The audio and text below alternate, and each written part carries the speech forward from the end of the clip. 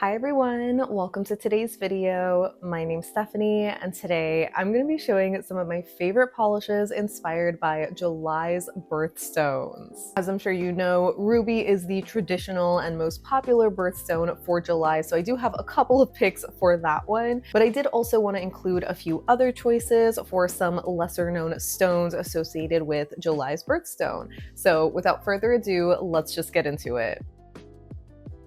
We're starting with Ruby, which is the traditional birthstone for July, and the first shade that I pulled out was none other than ILNP's Ruby. This was from a previous New Year's Eve collection a few years ago at this point, but it is one of my favorite reds from ILNP. It has this beautiful bright red shimmer particle, or maybe a micro flaky, against this medium red base with a slight purple undertone, and I just think it provides the most beautiful contrast. The shimmer particles in this just twinkle and sparkle so beautifully, just like the gemstone.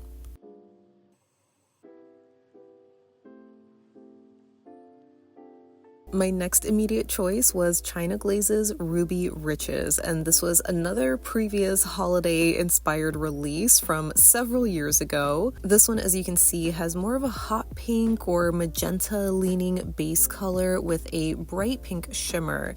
I remember at first being surprised at how pink this was, because I always associate rubies with being bright red, but some rubies do come in these hot pink colors or even in shades of orange and purple. But as you know, I am a certified pink lover, so the minute that I can get a gemstone in a slightly pink variety, I'm gonna lean into that. So aside from this one, I also wanted to include Cracked Polish's Candy Painted, which is a much more vibrant reddish pink base color with a bright pink shimmer running throughout. This color of ruby is much more up my alley. I think it is so stunning. I don't know how common these more pink leaning rubies are, because I read that the more traditional or sought after shades are the darker reds or the brighter reds, but they have a little bit of that purple undertone. So of course I still am going to include a few more options for those reds. The next one that I have is Holo Taco's Naughty List, which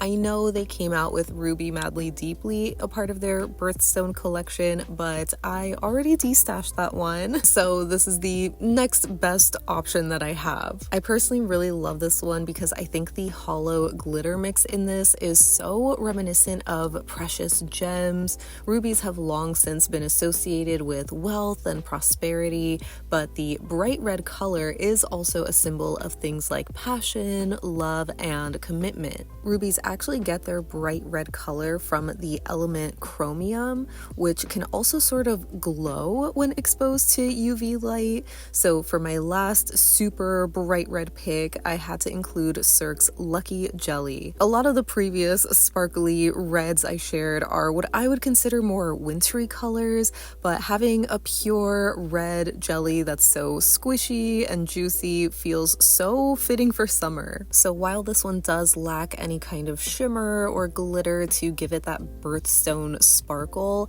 I would argue that layering this in 2 or especially 3 coats to really make the color pop will still make your nails look like gemstones.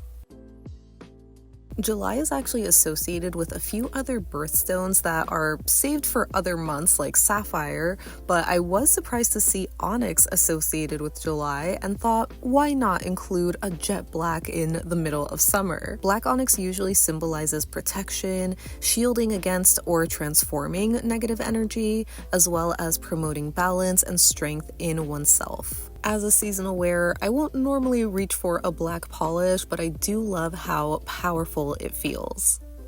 Another stone that promotes similar qualities of strength and protection is Tiger's Eye, which is a beautiful brown gemstone featuring light brown and gold banding. The closest polish I could think of to represent Tiger's Eye is Cirque's Eye of the Beholder, which has more of a maroon colored base, but it does have that strong coppery red shimmer that also shifts to a yellow gold in extreme light. Unfortunately, the base does get so dark it ends up looking almost black, at least how it captures on camera. In real life, I could see more of that maroon color, and also with using a regular bar magnet, I can only get one stripe on my nail versus the multiple that's seen in Tiger's Eye, but I still really love this polish to represent this birthstone. It is just so beautiful.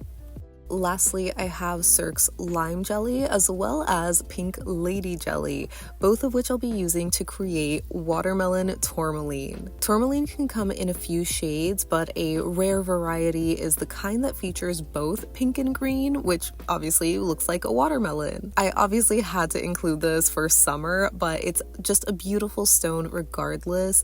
It's often linked with the heart chakra as well as promoting harmony and inspiring creativity. So hopefully you feel inspired to recreate this sort of gemstone. I'm just doing a lazy gradient with these jellies, but you can also do a regular one if you're going to be using creams. I think the glassy look of jellies just perfectly mimics the stone.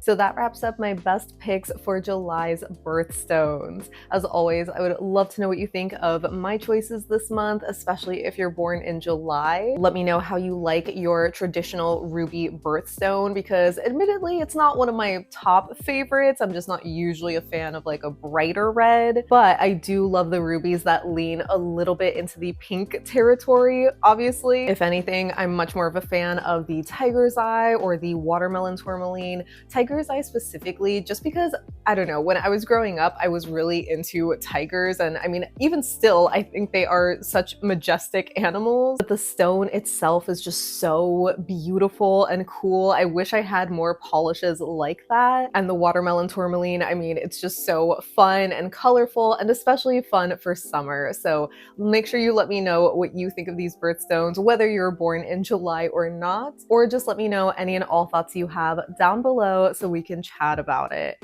But thank you so much for hanging out with me today. I hope you have a great rest of your day, and I'll see you in the next one. Bye!